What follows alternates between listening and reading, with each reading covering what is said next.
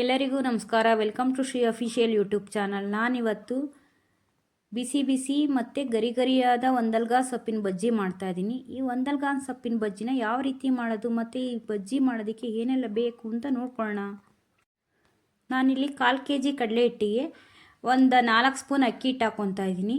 ಹಾಗೆ jeera powder, chilli powder, garam masala ಮತ್ತು ರುಚಿಗೆ ತಕ್ಕಷ್ಟು ಉಪ್ಪು, ಈ ಎಲ್ಲ ಪೌಡರು 1 ಸ್ಪೂನ್ ಹಾಕ್ಕೊಂಡು ಮತ್ತು ಸ್ವಲ್ಪ ಶುಂಠಿ ಬೆಳ್ಳುಳ್ಳಿ ಪೇಸ್ಟ್ ಹಾಕ್ಕೊಂಡು ಇದನ್ನು ನೀಟಾಗಿ ಮಿಕ್ಸ್ ಮಾಡ್ಕೊಳ್ಳೋಣ.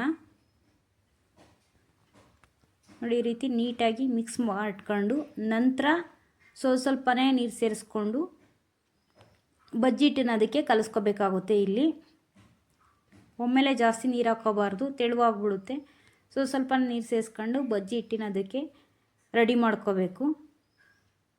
ನೋಡಿ, ಇವಾಗ ಬಜ್ಜಿ ಹಿಟ್ಟಿನ ಅದ ರೆಡಿ ಆಯಿತು. ನಾನು ಒಂದಲ್ಗೊಂದು ಸೊಪ್ಪಿನ ಎಲೆಗಳ್ನ ತೊಟ್ಟು ಸಮೇತ ತೊಗೊಂಡಿದ್ದೀನಿ. ಒಂದೊಂದೇ ಎಲೆಗಳ್ನ ಹಿಟ್ಟೊಳಗಡೆ ಎದ್ದು ಬಾಣಲಿ ಎಷ್ಟು ಇಡಿಸುತ್ತೋ ಅಷ್ಟಗ್ಲೂ ಹಾಕ್ಕೊತಾ ಇದ್ದೀನಿ. ಮೀಡಿಯಮ್ ಫ್ಲೇಮ್ ಇಟ್ಕೋಬೇಕಾಗುತ್ತೆ ಇಲ್ಲಿ.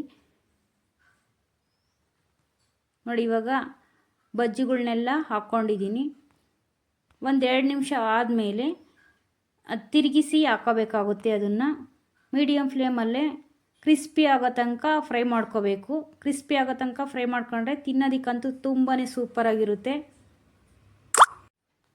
ಸಂಜೆ ಟೀ ಜೊತೆಗೆ ಮಕ್ಕಳು ಕಾಲೇಜಿಂದ ಸ್ಕೂಲಿಂದ ಬಂದಮೇಲೆ ಹಾಗೆಯೇ ಗಂಡಸ್ರುಗಳಿಗೆ ಸಂಜೆ ಟೈಮ್ ಏನಾದ್ರು ತಿನ್ನಬೇಕು ಅಂತ ಅನ್ನಿಸ್ತಾ ಇರುತ್ತೆ, ನಾಲ್ಗೆ ಚಟಪಟ ಅನಿಸ್ತಿರುತ್ತೆ. ಆ ಟೈಮಲ್ಲಿ ಈ ಥರ ಬಜ್ಜಿಗಳ್ನ ಮಾಡಿಕೊಟ್ರೆ ಟೀ ಜೊತೆಗೆ ತುಂಬಾ ಸಖತ್ತಾಗಿರುತ್ತೆ. ಪೂರ್ತಿ ತಿಂದು ಖಾಲಿ ಮಾಡ್ತಾರೆ. ನೀವು ಒಮ್ಮೆ ಟ್ರೈ ಮಾಡಿ ನೋಡಿ, ಹೇಗೆ ಬಂದಿದೆ ಅಂತ ಕಮೆಂಟ್ ಮಾಡಿ.